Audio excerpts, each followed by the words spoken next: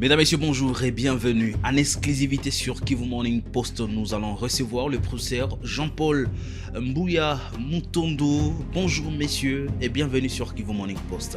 Bonjour messieurs et merci de me recevoir sur Kivu Morning Post, une voix de l'avenir.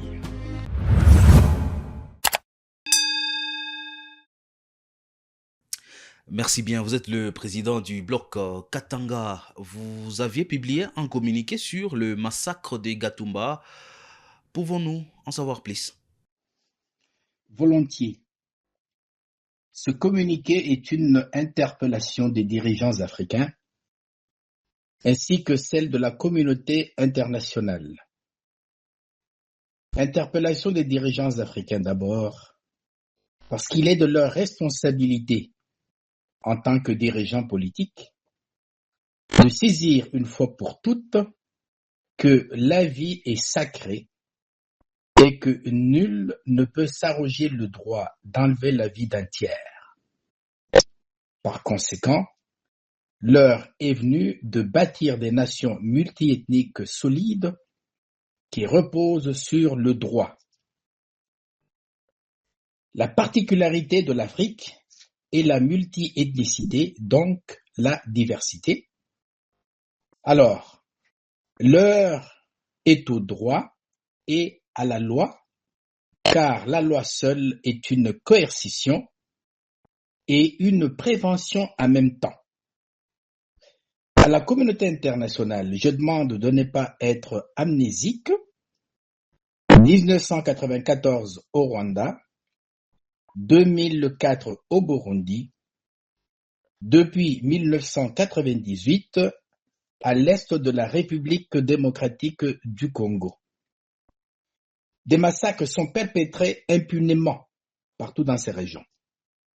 À l'allure où vont les choses, le Katanga peut sombrer dans cet engrenage de la violence. Qu'attendez-vous concrètement aujourd'hui des autorités congolaises et burundaises pour que leurs responsabilités dans ces massacres soient enfin établies? Je rappelle ici, 22 ans après cette tragédie. Des responsabilités ne peuvent être établies que dans des États sains. Nous sommes en présence des États sinistrés où, tant en RDC qu'au Burundi, l'État est inexistant. Il est en faillite. À la place du droit, c'est l'arbitraire et la calomnie qui gèrent ces pays. Qu'attendre de ces pays aujourd'hui? Concrètement, c'est que le bloc katangais attend de la République démocratique du Congo et du Burundi, c'est de favoriser l'éclosion des États solides, fondés sur la justice et le droit. Et ceci par un dialogue franc entre les fils et les filles de ces nations en décomposition. La priorité est d'éviter d'autres hécatombes, car il y a des signes qui ne trompent pas.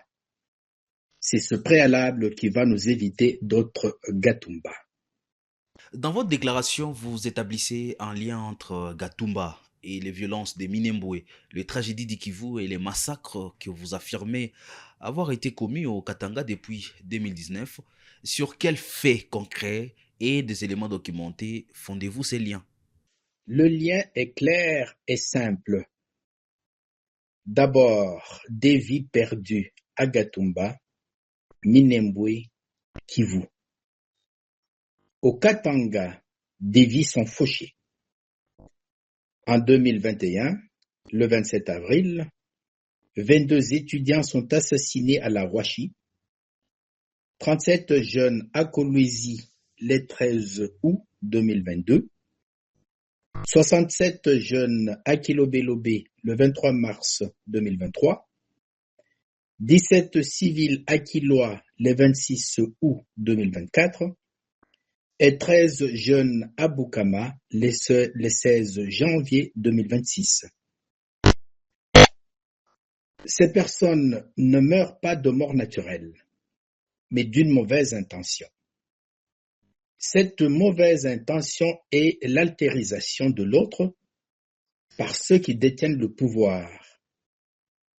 L'autre qui est différent est automatiquement dangereux, déshumanisé est donc une chose à abattre. Le président lui-même a dénommé les Katangais Bandoki. Souvenez-vous des purges des sorcières au Moyen Âge. Les sorciers ont toujours été une espèce à éradiquer. Vous insistez sur la nécessité d'une justice qui s'applique à toutes les victimes. Et quelle forme de justice préconisez-vous concrètement? Est-ce qu'il faut des enquêtes judiciaires nationales, une commission internationale d'enquête, une justice traditionnelle ou tout simplement un mécanisme spécifique? L'important est qu'il y ait une justice pour les victimes, car la justice est un mécanisme d'apaisement tout en étant une ligne de démarcation entre l'ancienne façon de faire, qui est l'injustice, et la nouvelle approche, la reconnaissance des droits et libertés à tous. Quant à la forme, c'est de la responsabilité des juristes et des politiciens de trouver une formule appropriée pour rompre avec ce genre de pratique. Je vais encore vous retenir, professeur. Le bloc Katangé appelle à lutter contre les discours de haine et l'instrumentalisation identitaire. Quelle est la réalité en RDC et qui sont les auteurs de ces discours de haine? Qui en sont les responsables véritables? L'altérisation de l'autre ou sa racialisation est devenue un substrat langagier du quotidien en République démocratique du Congo. Kabila rwandais est un refrain que nul ne dénonce et qu'on a normalisé. La normalisation débouche sur la naturalisation de la chose. Aujourd'hui, en République démocratique du Congo, la victime, qui est par exemple le président Kabila, est devenue coupable par ce procédé. On demande aujourd'hui au président Kabila de justifier sa nationalité congolaise. Des pasteurs d'église reprennent ce refrain macabre et le légitiment, et dans tout ça, au vu et au su des dirigeants politiques. Le combattant de l'UDPS et des pasteurs sont des auteurs de ce vocable de haine, mais surtout ils sont responsables de sa propagation et de son enracinement dans la conscience collective. Selon vous, cette situation contribue à alimenter les tensions communautaires en RDC, vous pensez? Mais bien sûr, quand on entend certains dire clairement au Katanga que Katumbi doit retourner en Zambie, que Kabila est rwandais, sans au préalable avoir consulté les Bemba dans le cas de Katumbi et les Luba dans celui de Kabila, il s'agit ici d'une appropriation arrogante et éhontée de la nation par certains qui se croient plus congolais que d'autres et donc plus humains que certains Katangais. Merci, professeur. Une dernière question peut-être. Vous demandez que les responsabilités soient établies aussi bien sur les plans individuels qu'institutionnels. Quelles sont les institutions, selon vous, qui sont mises en cause à ces niveaux?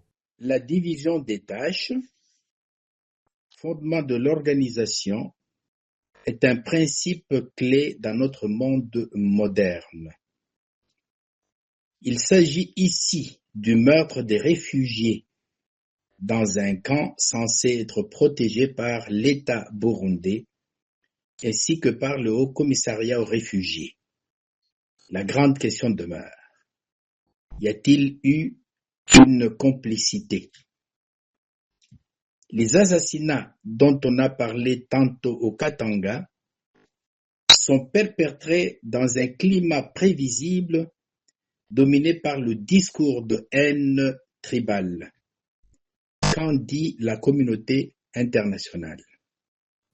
On va finir avec vous. Au-delà de la commémoration des Gatumba, quelle est votre proposition concrète pour parvenir à une réconciliation nationale en RDC, notamment entre les communautés aujourd'hui fondement divisées sur les violences, d'ailleurs vous l'avez rappelé, et les discours identitaires? Il y a toute une rééducation, une resocialisation à entamer en République démocratique du Congo. Il faut d'abord savoir que nous ne sommes pas les seuls pays multiethniques en Afrique ou dans le monde. Les exemples de ces pays abondent. La Tanzanie, par exemple, le Botswana, etc. En République démocratique du Congo, l'État doit être renforcé. L'État doit se renforcer lui-même. Ici, les dirigeants doivent avoir un vocable de dignité et à ses côtés, il y a l'école qui doit rassembler et la justice, ici j'entends la séparation de pouvoir. Bref, deux mécanismes. Le premier, la prévention. L'école et les églises doivent jouer un rôle déterminant dans la resocialisation, à la réconciliation, au respect de la vie de l'autre, à la tolérance. Deux, la coercition. Les tribunaux et la police doivent travailler dans une indépendance totale. Merci beaucoup, professeur, pour ces temps. Merci en tout cas d'avoir répondu aux questions des Kivu Morning Post. Messieurs, dames, fin de cet entretien avec le professeur Jean-Paul Mbouya Mutondo. On se retrouve prochainement pour un autre numéro. Portez-vous bien.